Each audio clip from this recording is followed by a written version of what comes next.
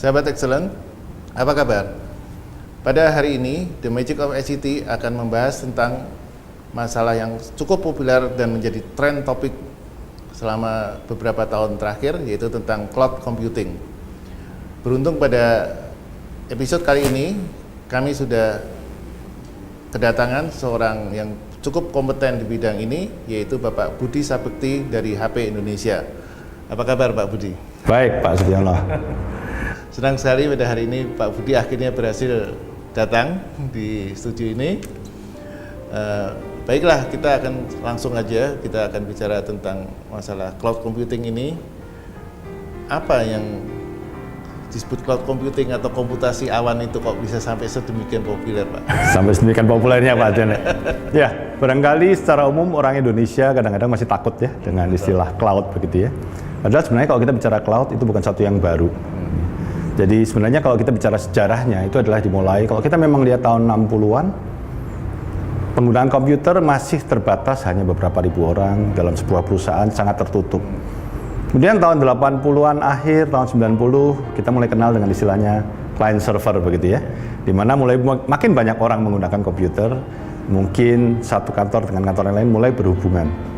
Nah, tetapi kalau kita lihat saat-saat ini, akhir-akhir ini, sebenarnya penggunaan IT sudah sangat melebar begitu ya, sehingga istilah IT pun sudah berganti menjadi ICT. Begitu ya, karena memang IT dengan communication sudah bergabung.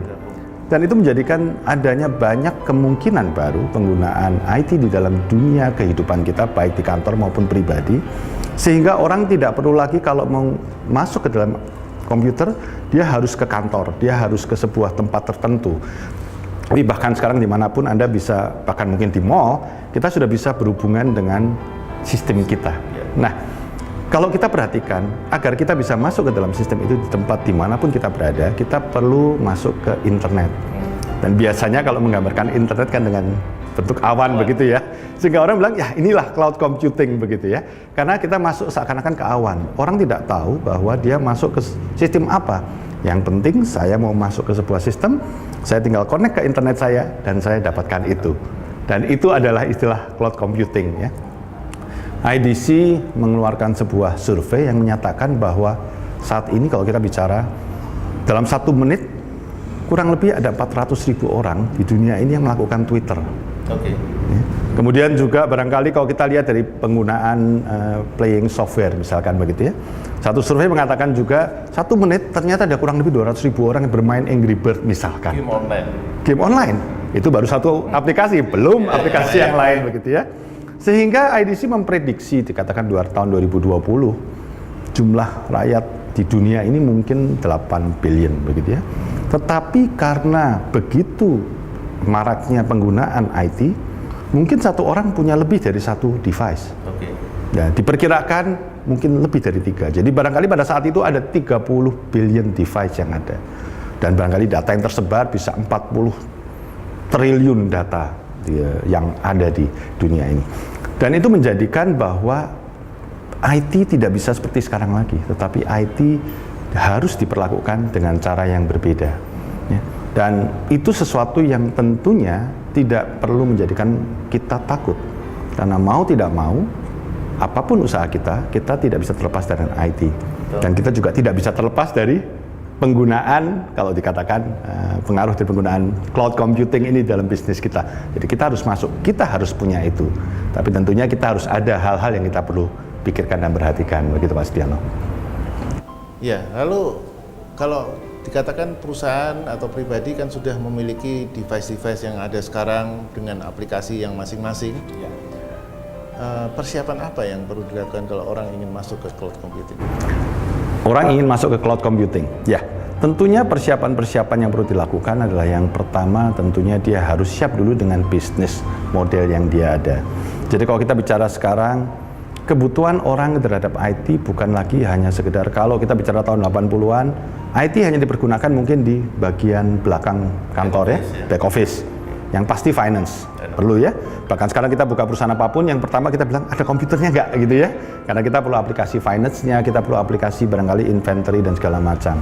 Tapi kalau kita bicara dengan keadaan sekarang, kita misalkan saja dalam dunia bisnis jual beli begitu ya.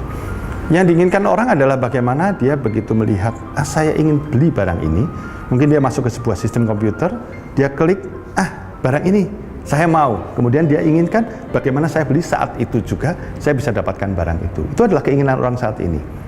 Zaman dulu nggak bisa.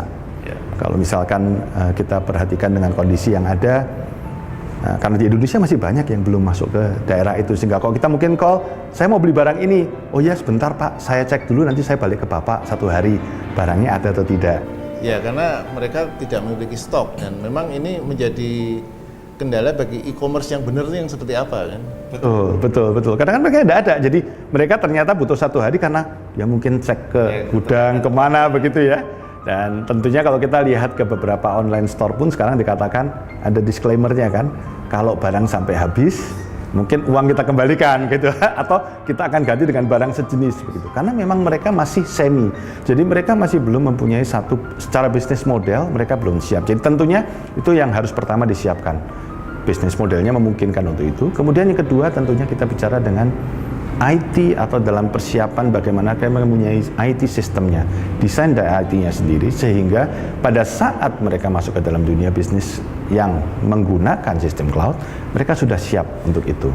Nah, ada satu kondisi yang ada, dan ini juga merupakan survei juga yang dilakukan di Amerika. Ini mengatakan bahwa kalau kita sudah masuk dalam cloud, maka kita akan berhubungan dengan hal yang lain lagi, bukan hanya cloud. Dan 3 hal yang lain adalah, yang pertama kita bicara dengan big data. Karena kita bicara dengan data yang sekali kita masuk ke internet, seluruh dunia sebenarnya bisa lihat begitu ya. Opportunity-nya itu ya, jadi big data yang kedua. Kemudian yang ketiga tentunya kita bicara juga dengan bagaimana kalau kita sudah masuk ke daerah itu, kita harus secure. Ya, jadi tentunya masuk cloud, datanya besar dan juga harus secure. Dan tidak bisa dihindari adalah semua orang sekarang punya gadget telepon. Jadi mobility, bagaimana koneksi orang bisa secara mobile menghubungi atau terkoneksi atau dihubunginya terkoneksi dengan sistem itu sesuatu yang kita harus pikirkan. Jadi 4 area, tidak mudah, tetapi itulah kondisi yang kita harus pikirkan kalau kita ingin masuk dalam dunia ini. Baik, sahabat Excellent, menarik sekali pembicaraan kita pada hari ini. Namun kita harus jeda sejenak untuk break komersial berikut ini.